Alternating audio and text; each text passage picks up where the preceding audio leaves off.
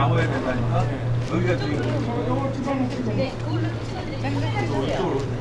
배필라 회장님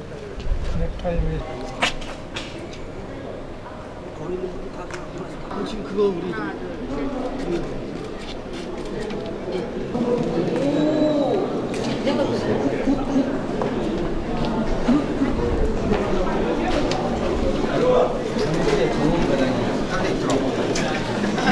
나오고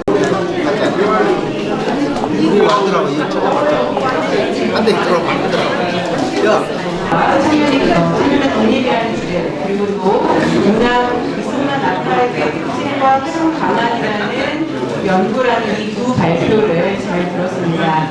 발표를 통해서 앞으로의 연구 방향성에 대해서 또 많은 시선점을 얻을 수가 있었고 또 연구의 박차를 가할 수 있을 것이라고 봅니다. 자, 이제 2부 순서로 넘어가도록 하겠습니다. 저희가 이제 지금 장례가 좀 많이 조용히 해주시면 더욱더 감사할 것 같습니다. 네. 저는 2부 사회를 맡은 대제대학교 기독교 사회복지학과 겸임교수 유은선입니다. 2부 강연에서는 이영일 전 국회의원이시며 이승만 기념관 건립 추진위원이자 이승만 건국 대통령 기념사업의 고문이신 우리 이영일 전 국회의원께서 강연을 해주시도록 하겠습니다. 이 강연에 먼저 앞서서 감사위원장이신 최재형 원장님께서 먼저 인사 말씀을 해주시고요. 이후 순서로 이영일 국회의원께서 강연을 해주시도록 하겠습니다. 네, 원장님 한번 인사 말씀 부탁드리겠습니다.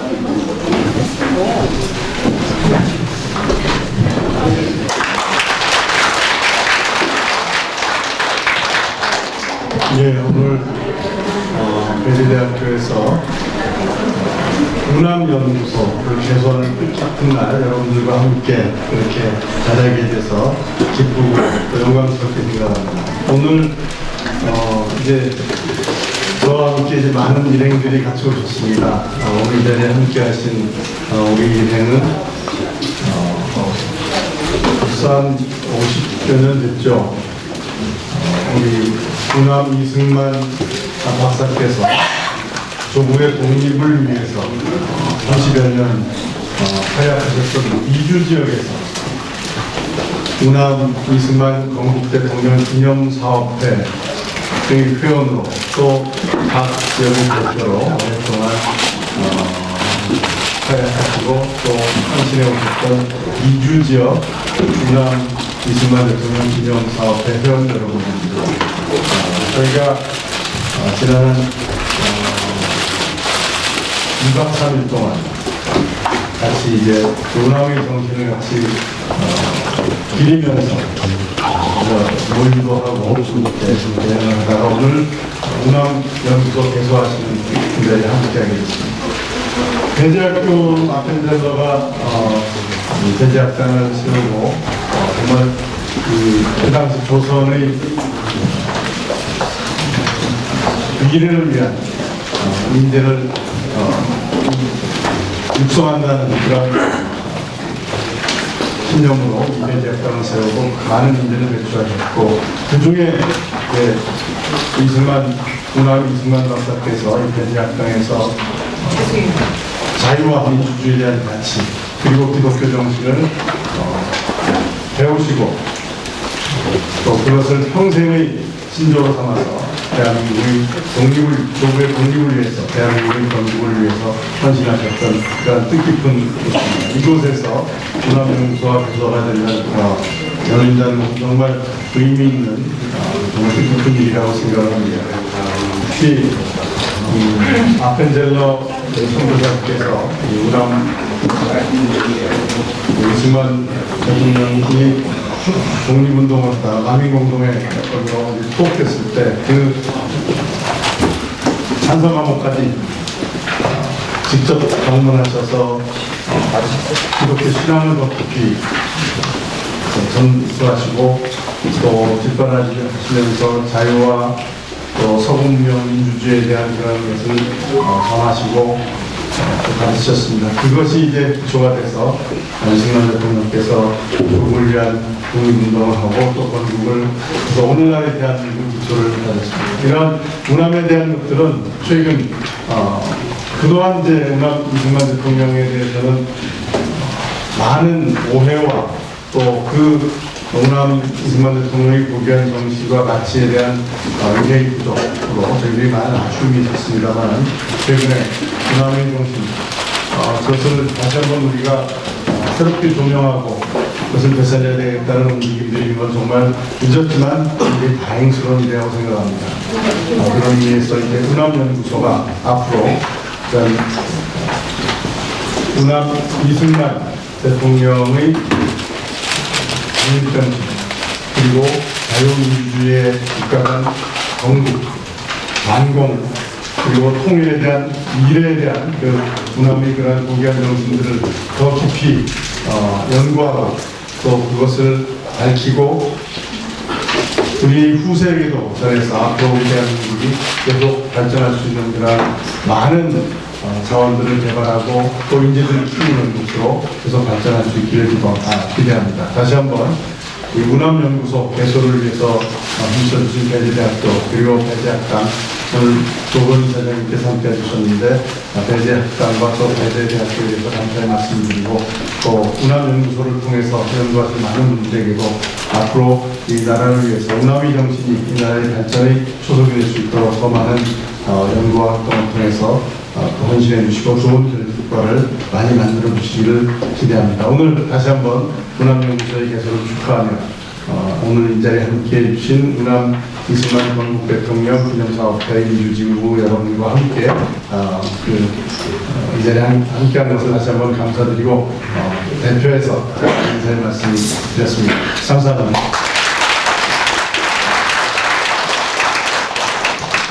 감사합니다. 강연에 앞서서 먼저 저희가 잠시 인사를 좀 드릴 분이 있어서요.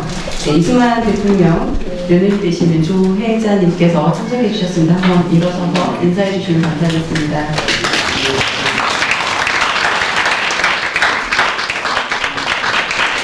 네, 그 다음 이렇게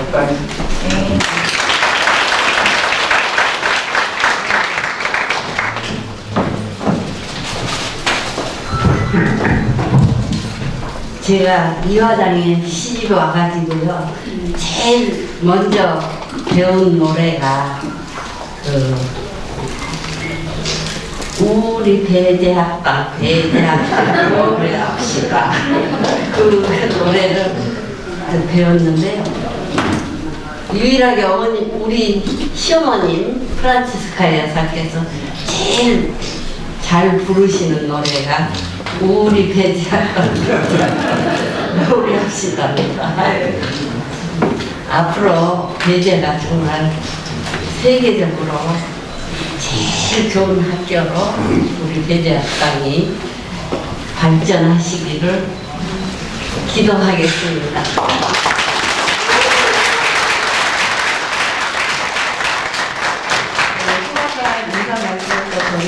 또 정다운 인사 말씀이었던 것 같습니다. 감사합니다.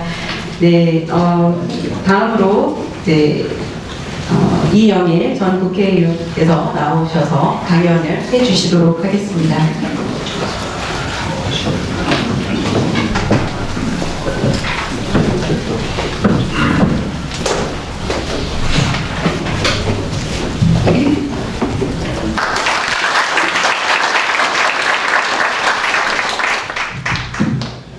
오늘 매우 뜻깊은 날입니다.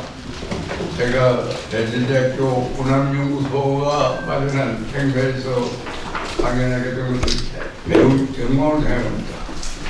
그리고 오늘 여기는 귀한 분들이 많이 오셨네요. 배재에서는 인생의 가장 중요한 일을 배재학교에서 보려는 우리 대학생들도 참가했고 또 미국에서 호흡을 해주신 우리 이승만 기념사업을 돕는 여러 미국 지도자들께서도 함께 참가해 주셨습니다. 저는 아침에 우리 조호연 이사장님이 저희 자리에 초청해 주셨는데 우리 함께 KTX로 내려왔습니다. 코리아의 가을 하늘이 얼마나 맑고 이렇게 기분 좋게 애를 보고 나오니까 나서 여기서 또 강연을 하게 되는 게 정말 영광입니다. 그간 저는 학생운동을 하면서 사회적 학생 제보에 앞장섰기 때문에 그때는 굉장히 박력이 있는 연설도 했고 불안토록 좋은 낭낭한 음성을 연설했습니다만은 역시 나이가 먹으니까 나이는 사람이 오래 살면 나이를 많이 먹을수록 오래 삽니다.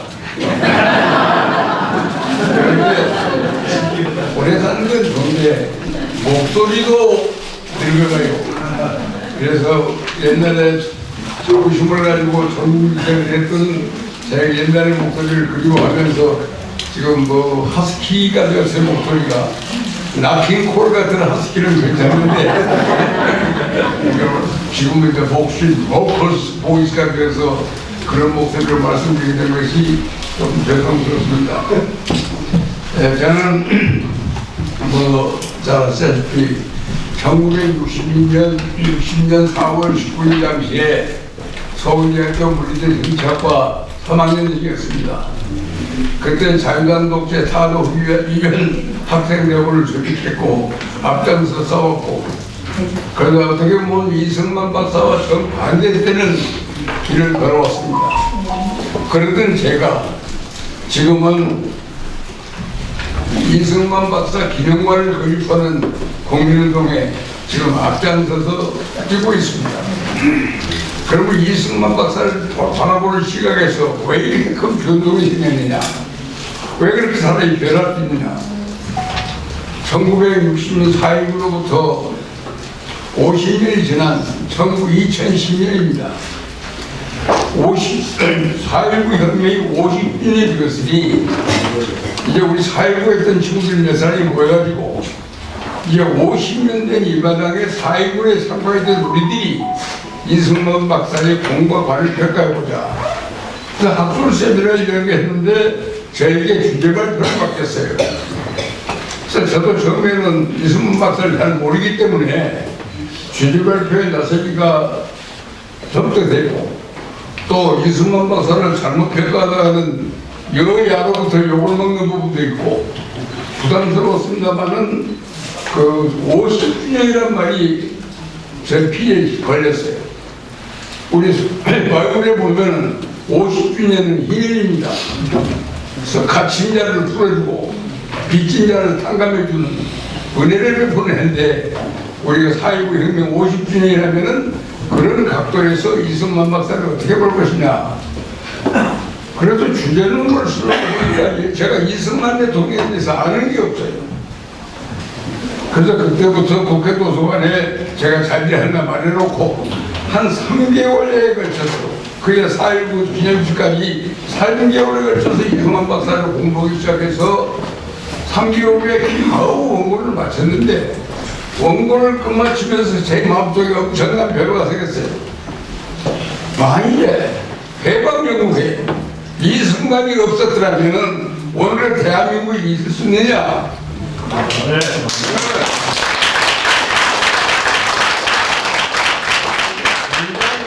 그 당시 내 국내외 정세를 분석하고 4.19 이후의 모든 상황을 전체 검토해보니까 이건 이승만 박사가 없었더라면 대한민국을 존재할 수 없다는 결론을 냈습니다.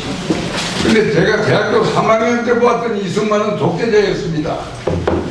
그러나 대학을 졸업한 후에 공무원 생활도 10년 이상 했고 또 국토통일을 해서 10년간 북한 문제와 통일문제 연구를 했고 국회의원을 세워나면서 국회 외무위원으로 전 세계를 돌아다니고 이런 수많은 지식과 경험이 축적된 눈으로 이승만 박사의 역사를 보니까 이승만 박사가 변했습니다.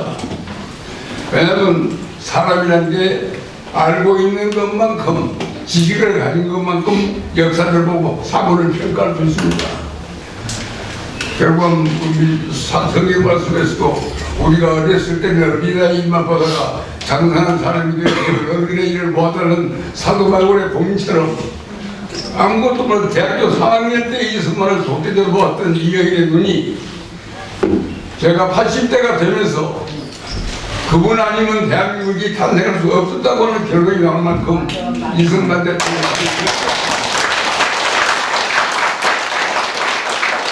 지난번 이승만 대통령 기념관 건립 추진회의가 배재학당 변호사 방문에서 열렸을 때 거기에 이인수 씨를 대신에 선거했던 우리 조혜자 여사가 유명한 말을 했어요.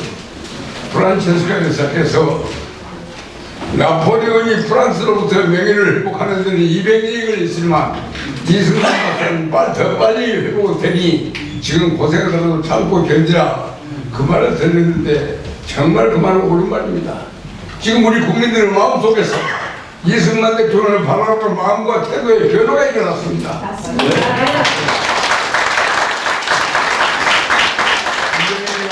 변하기 처음 이승만 박사를 보는 시간에서도 지금 엄청난 변화가 일어났습니다. 우리나라에서 그간에 여러 명의 대통령을 우리가 뽑았습니다만은 전직 대통령으로 이승만 박사를 자기의 기념사, 자기의 축사 가운데 인용하는 최초의 대통령은 윤석열 대통령입니다. 과거에 어느 대통령도 이승만 박사를 말하지 않았습니다. 북한에서 해방된 그날로부터 대한민국 정부가 수립된 그날로부터 이승만 박사를 향하여 쏟아지는 비난이 얼마나 많습니까? 제가 줄자 보면 5가지입니다. 민족 분열의 원흉 프레임, 민족 분열의 원흉한 프레임을 씌웠습니다. 양민을 학살한 사람으로 양민 학살범으로 프레임을 씌웠습니다. 자기만 살기 위해서 한강을 폭발하고 만난 사람으로 한강 폭파범으로 프레임을 씌웠습니다. 그리고 민주주의를 외면한 독재자 프레임입니다.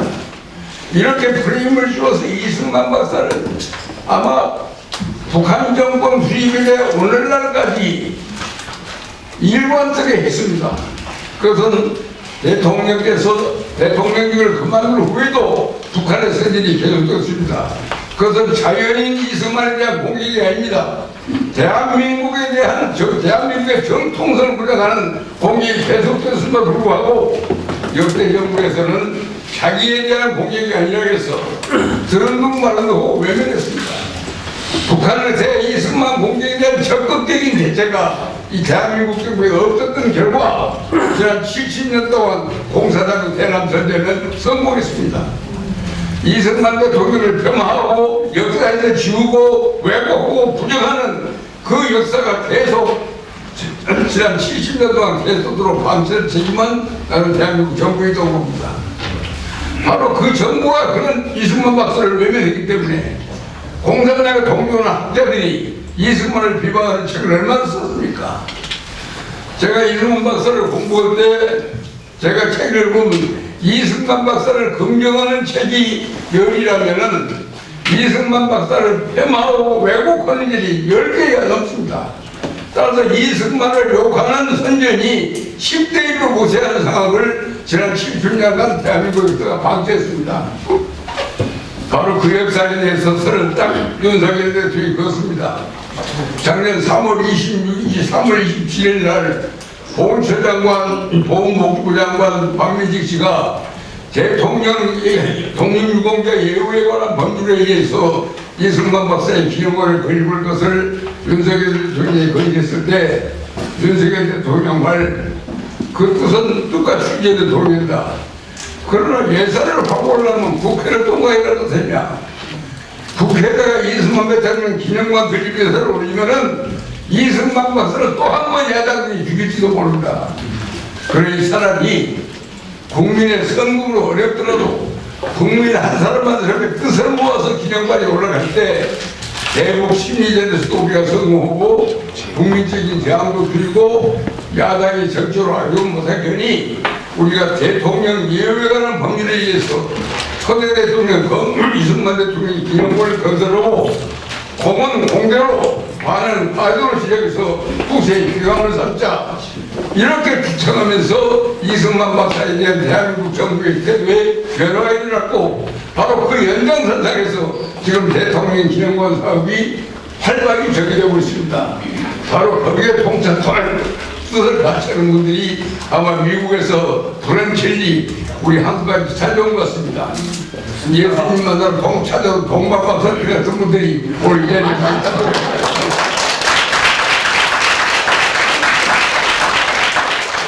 감사합니다. 근데 이승만 박사, 지금 이승만 박사를 제가 이 시간에 강의를 하는데요, 여러 가지 측면이 있습니다. 이승만 박사는 한일 관계를 어떻게 봤던가? 이승만 박사는 휴전 문제에 어떻게 대처했던가? 이승만 박사는 반민족 회의자를 어떻게 봤던가? 이승만 박사의 독립전략은 뭐였던가? 이거 분명히 여러인데 제가 그거 다 설명은 못하겠습니다. 그건 너무나 시간을 많이 들여주고, 아마 제가 어젯밤에 탈고 온 원고가 우리 애기 포용적으로 26명이니까 지금 84페이지가 될 테니까 한번 읽어보시면은 제 말씀의 내용이 되니까 저기 담겨 있고 그 내용이 확실한 메시지가 됩니다. 근데 이제 이승만 박사에게 가장 중요한 정치사상은 그분의 독립노선이 가장 명확한 독립노선 수관입니다. 왜냐하면 한반도에 관한 지정학적인 사고가 우리 독립운동 가운데서 제일 먼저 바뀐 분이 이승만 박사입니다. 이승만 박사는 자기 생애의 상당히 중요한 시기를 하와이에서 보냈습니다. 근데 여러분들이 하와이에서 보는 한반도는 해양 세력이 대륙 세력으로 진출하는 교두보로입니다. 그러나 한국과 중국에서 보면은 대륙에 붙어있는 조그마한 꼴입니다. 그래서 약소국과 다부는 운명이 대륙에 붙어있는 꼴이기 때문에 대륙의 강대국 세력을 섬기면서 살아야 한다는 것을 조선조 500년 동안 그걸 숙명으로 알았습니다. 우리는 대륙에 붙어있는 꼴이니까 우리는 대륙에 있는 강한 세력을 붙들고 그들을 섬기면서 살아야 한다. 그들의 종이 되는 종의 멍에를 쏘고 살아야 한다는 것을 숙명으로 받아들이는 것이 조선조 500년의 역사였습니다. 그런데 이승만 박사는 달랐습니다. 하와이에서 보면서 우리 한반도는 절대 대륙 세력이 꼬리가 아니다. 해양 세력의 제일빛을 교도로서 우리 진행학적인 순서를 바꾸면은 우리도 당대의 세계로 뻗어갈 수 있는 국가가 될 것이다. 그러한 진행학적인 각성을 펼쳐놓은 사람이 이승만 박사였습니다. 다른 독립운동가들은 연해주에도 있었고 만주에도 있었고 중국 상해에도 있었습니다만 그분들의 눈에는 항상 한반도는 대륙 세력의 꼴이었습니다. 그러나 미주에 있던 이승만 대통령의 눈에는 어디까지나 해양 세력의 대륙 진출 교두보로서 우리 진행학적인 주소, 진행학교 운명을 바꿔야겠다는 꿈이 있습니다.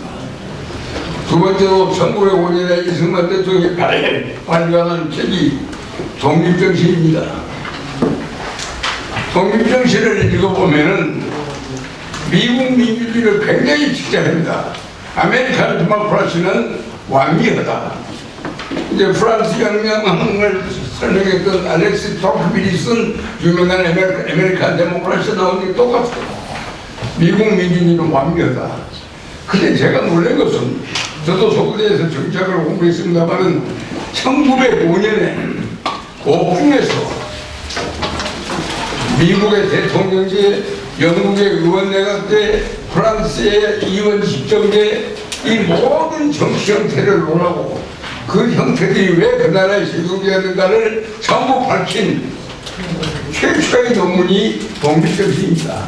나는 과연 1905년에 그러한 안목으로 옥중에서 책을 써내고 그 연장선상에서 제일 중요한 미국의 조지 워싱턴 대학에서 박사들, 또 아이비리그의 하나인 프린스턴 대학에서 정치학 박사를 하고 또 하버드 대학원도 나중에 추가 검토를 했고, 그래서 1910년에 프린스턴 대학에서 PhD를 받은 최초의 한국인이 이승만 박사. 또 그분이 백의학당에 입학, 그 양반은 과거를 여러 번 봤어요. 율곡 선생이 13살에 과거에 합격한 소년 등고했습니다. 이승만 박사도 소년 등고의 꿈을 꾸고 열심히 사사상경을 읽으면서 공부했습니다만은 한반의 조정은 매관매직이 시험으로 과거에 합격된 적이 없었어요. 그래서 결국 20살에 마지막으로 한번 받아보겠다. 결심하고 나서 과거지를 편집했어요. 가보경력으로. 그 도리 없이 새로 선실된 배제학당에 입학해가지고 결국 배제학당 초기에 아마 배제학교 학생들의 동문이 이승만 박사입니다. 그런데 이제 사사상경을 읽던 분이 하루아침에 영어 공부를 했는데 나는 그리고 중국말하고 한문하고 비슷해서 그랬는지 어떻든 이승만 박사가 그렇게 빨리, 저는 지금도 서투른데 평생을 공부해요. 그렇게 빨리 영어를 마스터해서 2년 만에 졸업할 때는 조선의 독립을 주제로 영어로 연설을 하고 수많은 미국에 오는 의사들과 우리 한국인 환자들과 진단받을 때 통역을 하면서 영어가 일치월치 발달해서 유창한 영어를 해가지고 결국은 대학가 졸업하면서 배제학교에 영어 선생으로 발탁이 됐고, 그러면서 이제 독립협회 운동을 중단해가지고 얼마나 독립협회 운동을 받고 이제 조정의 고종학교에 건의합니다. 백성의 뜻이 국정에 반영될 수 있도록 기관을 설치하라.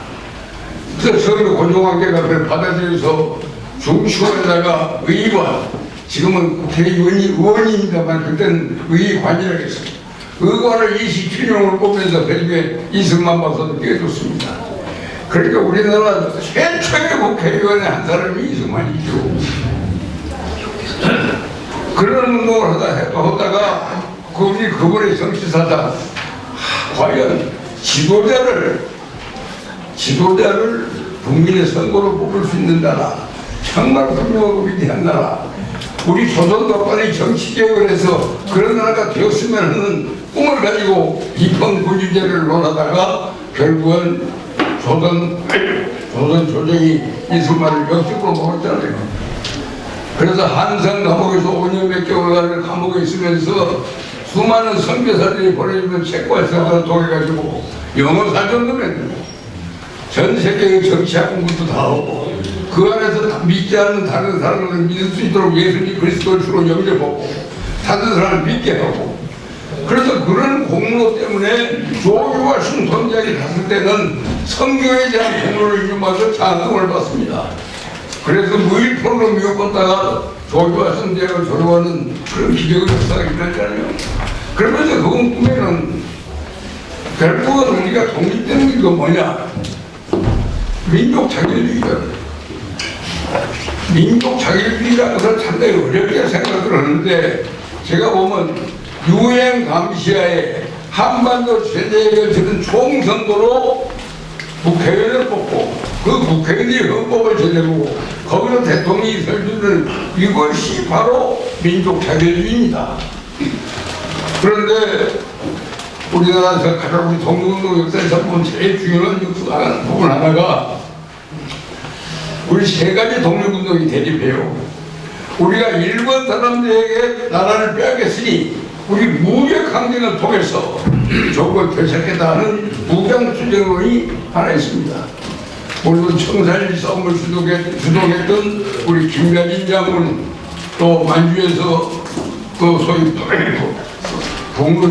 북로 문정선을 만들었던 이상용, 임성구 대통령, 3대 대통령 이런 분들도 있었습니다만은 무력투쟁으로 독립이 불가능한 것은 2차 대전 당시에 일본이 가지고 있던 육군 총수가 700만입니다. 그리고 그거는 한국보다 훨씬 먼저 산업혁명을 발전시켰기 때문에 모든 무기가 현대화됐습니다. 그 현대화된 무기가 700만의 보병이 있는 곳에서 한 500~600년 되는 민병대 미선 수준 독립군이 어떻게 전쟁으로 이깁니까? 이승만 박사는 무력전쟁 자체가 독립의 길이 아니라고 딱 찾아냈습니다. 그리고 두 번째는 의열투쟁이 있습니다. 일본의 악기적인 요인을 암살해버린다.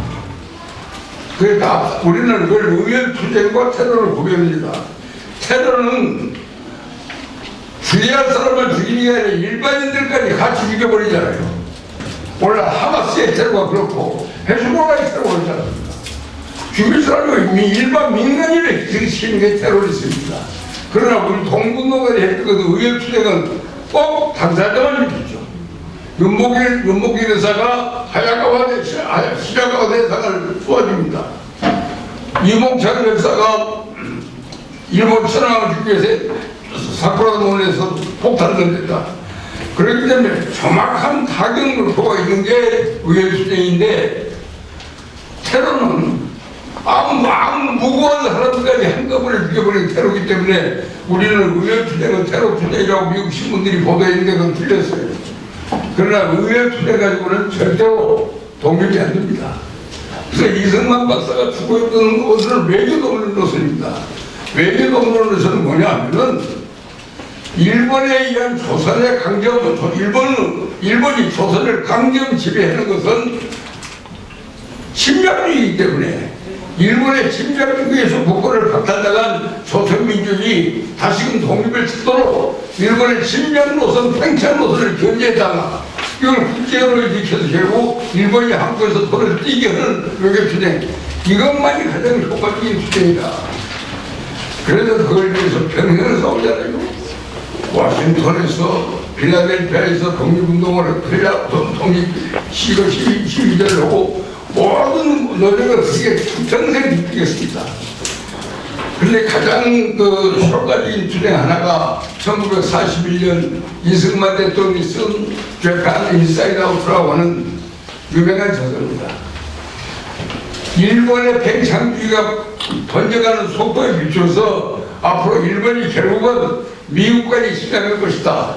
미국이 일본으로부터 침략하기 전에 먼저 미국이 일본을 공격해야 한다 하는 그 주장을 해갖고 1941년에 Japan Inside Out라는 책을 발표해주니까 미국에서는 그 당시 일본을 굉장히 좋게 봤기 때문에 이승만 대통령을 전쟁광이다 아주 악평을 했죠. 근데 그 책이 발견된 지 6개월 만에 일본의 진주만 공격이 시작되니까 악평했던 그 책이 전쟁광이라는 그 책이 변해서 예언세가 되고 정말 훌륭한 책이다. 그래가면서 노벨문학상 같은 노벨문학사가 서평을 써주면서부터 베스트셀러가 됐어요.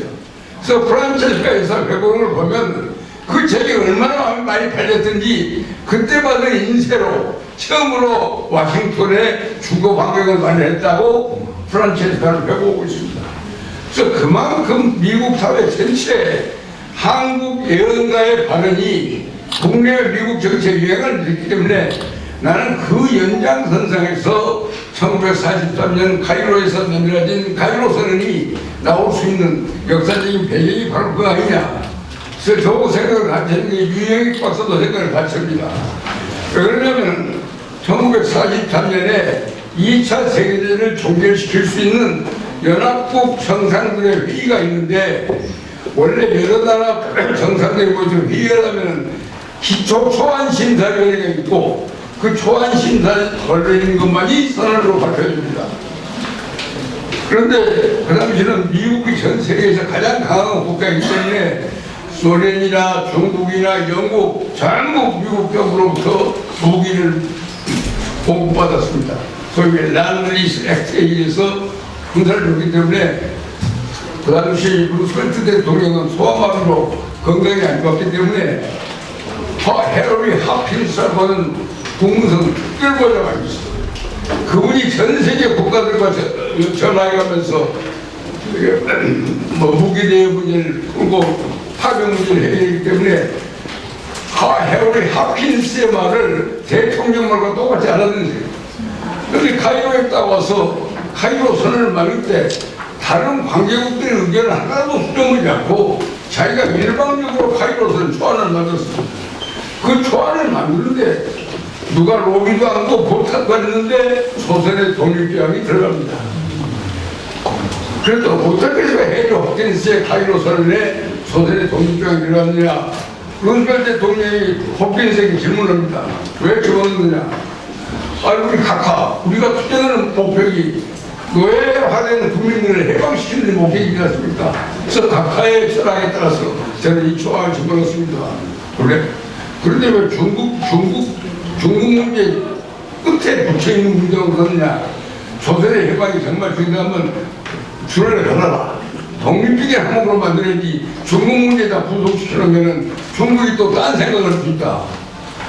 그렇게 해서 카이로 선생님이 만들었습니다. 그러니까 무장투쟁에서도 의연투쟁에서도 조국의 독립의 전망이 어떻습니다. 그러나 카이로 선언과 연합국의 승리에 의해서 우리 독립의 길이 열리지 않습니까?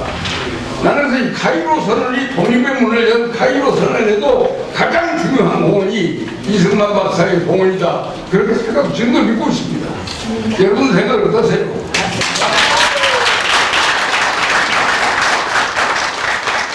저는 이승만 박사는 카이로 선언을 보면서 독립의 꿈을 그렸습니다. 이제 한반도가 독립되면은 이제 대한제국은 영토와 인민이 있으나 국가의 주권이 없어지는 것이 대한제국 아닙니까? 한반도라는 영토는 있습니다. 조선민족도 있습니다. 그러나 주권이 없어. 주권을 일본에게 빨려버렸기 때문에 그 주권이 다시 회복이 되면 절대 제국으로 가지 않는다. 대한제국을 총알만 쏟고 일본에게 바쳐버리는 순간 군주 주권을 주었다. 이제 주권은 인민주권이다. 이제 인민이 주인이 된 나라를 만들어야겠다. 이승만의 꿈입니다. 지금 요새 간단하게 이승만 박사의 꿈이 언제 이루어졌나. 1948년 8월 15일 대한민국 정부가 수립되면서 이승만 박사의 꿈이 이루어진 겁니다. 맞습니다. 왜냐면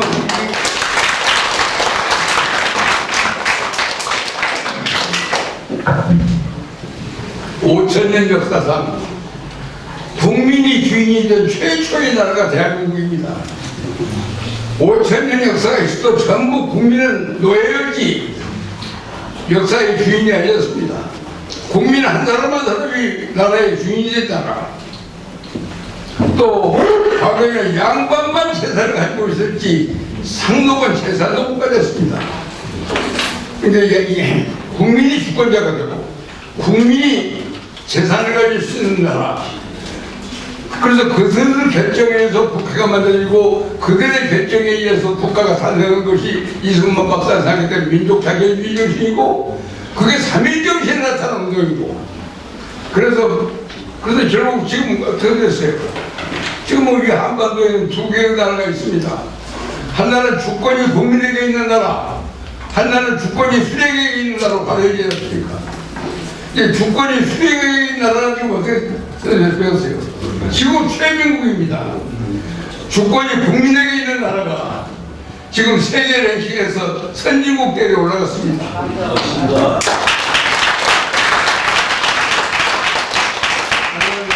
이번 파리 올림픽을 쭉 지켜보면서 세강의 관리 상태와 한강의 관리 상태를 비교하는 신문기사 찍었습니다. 거기에 교통 시스템, 아파트 시스템, 관광 전부 비교해보니 완전히 한국이 유로 능가했어요. 근데 한 가지 부족한 게 있습니다. 정치가 삼류입니다.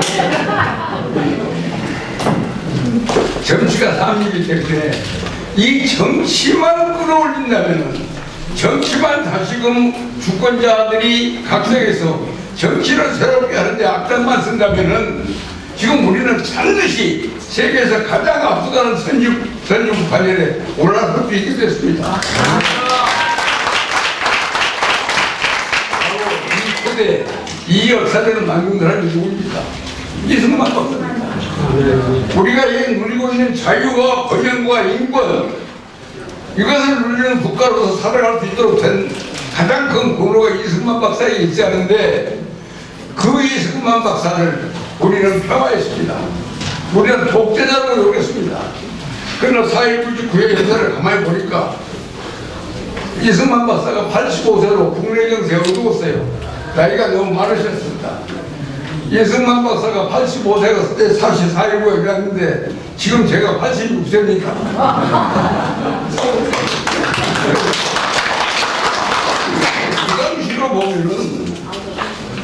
그 당시로 보면 80년대 건노인인데 지금은 한 60대 아니에요. 그래서 이승만 박사가 그거 했는데 그때 이승만 박사가 중요한 말을 했어요. 홍진기 내무장관하고 김정일 법무장관이 그 국방장관이 주한 미국 대사가 미국 사람과 함께 경무대에 들어와서 그때서 이승만 박사한테 진정 진실을 얘기한 겁니다. 사실은 이랬습니다.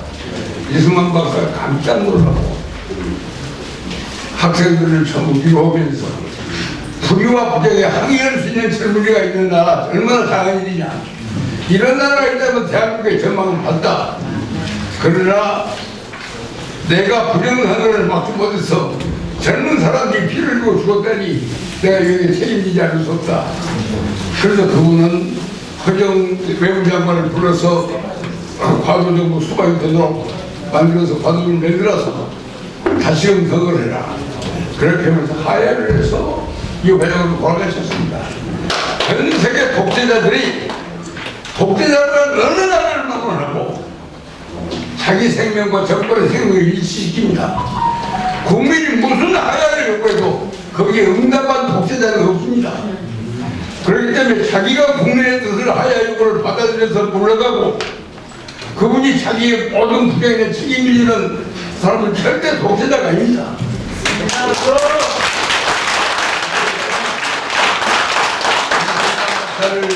이승만 박사가 원했던 조건 인민이 수령이 집권하는 나라가 아니라 국민이 주권자가 되는 나라를 만들겠다는 게 그분의 통일 이념입니다.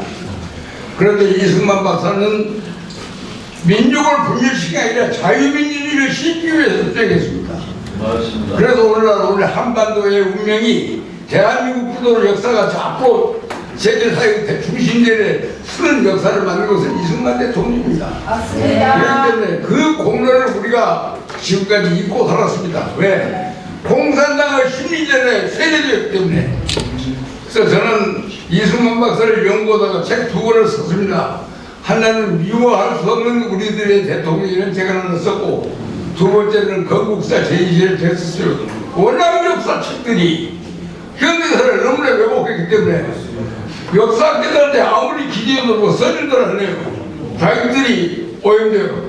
그래서 성기를 보는 놈이 손가된다고 제가 책을 2권이나 써버렸습니다. 책을 2권 썼는데 그걸로 저는 책만 써서 모르냐. 우리가 행동을 보여야겠다. 그래서 작년 3월 26일 날 이승만 대통령 48주년 생일이 왔길래 내가 4.19 때 같이 했던 각대학 친구들이 있어요. 그래서 카톡으로 연락했습니다. 그랬더니 우리가 뭐니 해도 우리가 이승만 박사를 보는 결의도 다르고 생각도 다르지만은 다 이거 떠나서 3월 26일에 11시에 군이 표출하는 이승만 박사 묘지에 참배해서 우리가 참배하고 묵념함으로써 이승만 대통령과 우리 관계를 정리하자. 그랬더니 70여 명이 호응을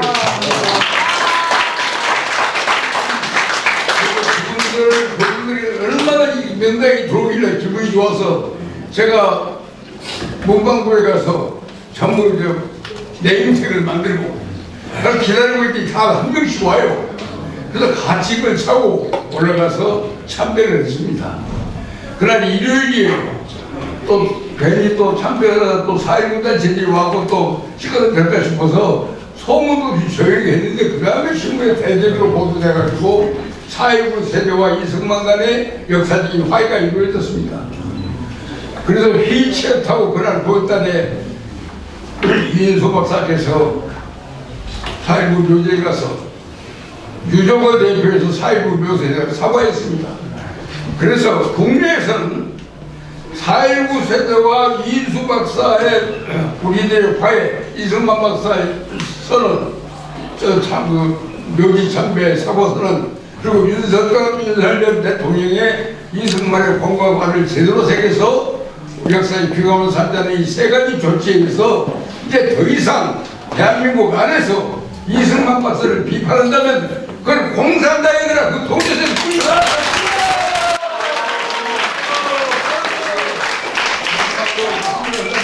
지금 현재 우리가 모금을 시작한 지 1년이 좀 지났습니다만은 지금 현재 겨우 8, 9만 명이 모금에 동참했습니다. 건국전쟁 영화는 180명이 보는데 180만이 봤는데 적어도 건국기념관 건립에 180만 명은 참석해야 할 거 아닙니까? 그래서 나는 얼마만 액수보다는 참가자가 많아야 합니다. 그래서 단돈 10,000원이건 1,000원이건 참가자가 많아서 전 국민의 뜻이 이승만 대통령 기념관 설립을 모아졌다고 하는 이 메시지가 한반도 전체 전 세계로 퍼져나가야만이 우리가 통일 역사를 주도한다고 하는데 여러분들 생각은 어떻습니까?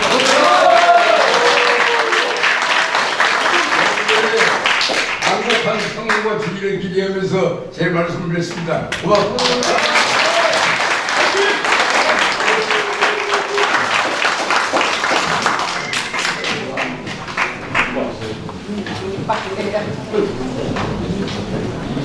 네, 계속해서 우리 국회의원님의 강연을 듣고 싶었지만 시간 관계상 저희가 이렇게 짧게 진행하는 점 양해 말씀 부탁드리겠습니다.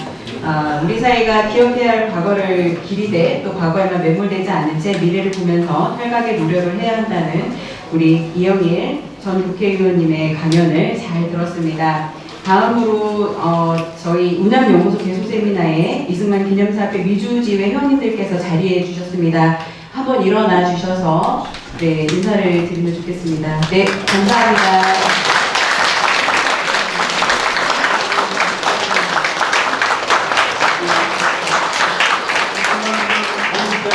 기념사업회 미주 총회장 인사 한마디를 좀 하고 네네.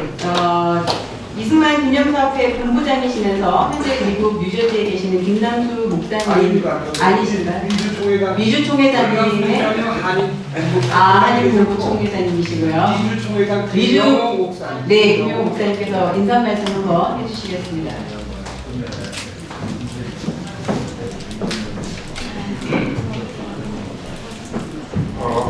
저희들은 그 미주에서 이승만 박사님의 기념사업회를 최일선에서 전하고 행동하는 건국 대통령 이승만 박사 기념사업회 총회 또 전체 지원의 그 회원들입니다. 저희들은 한국보다도 또 과거보다도 현재 역사에서 가장 현재 앞장서서 이승만 박사님의 그 업적을 미주에서 선전하고 또 행동으로 실천하는 저희 총회입니다. 여러분들이 이 자리를 이렇게 말해주셔서 감사하고 저희들이 배제학당에 들어오시자마자 문암이라는 단어가 계속 저희들의 눈에 들어와서 정말 마음 뿌듯합니다. 앞으로도 문암의 정신, 건국 정신, 나라 사랑, 하나님 사랑 이 모습을 후배들이 잘 배워서 이 땅에서도 문암의 동상이 세워지고 이 문암의 정신으로 정말 자유민주가 굽히는 그런 나라가 속히 오기를 소망합니다. 감사합니다.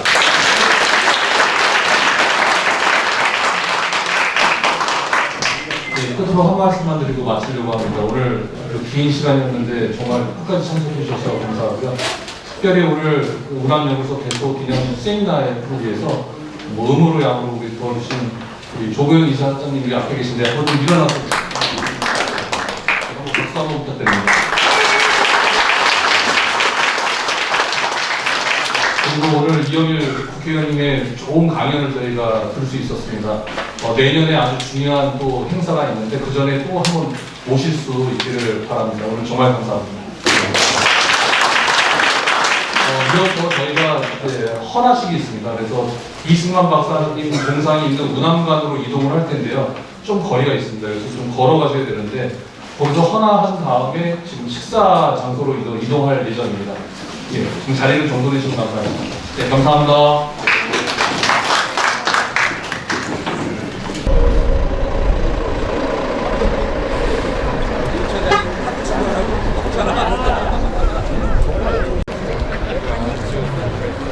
허락만 하고 나오세요.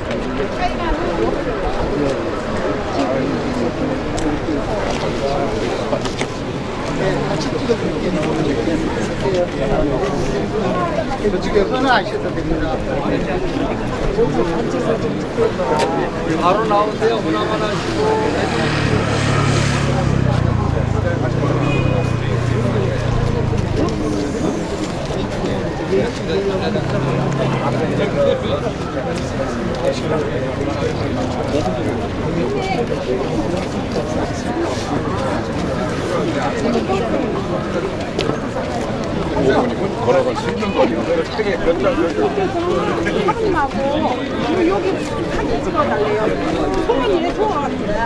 하고 주무시라세요.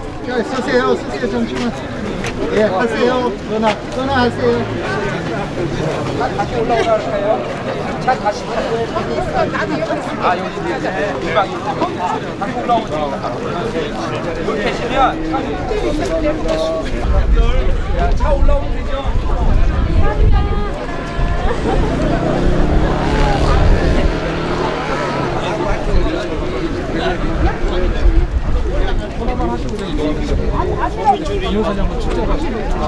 잠깐만요, 나도 찍자.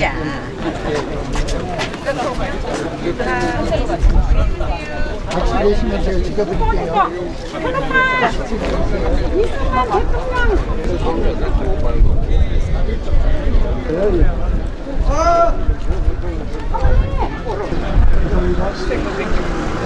저도 하나 부탁합니다. 예,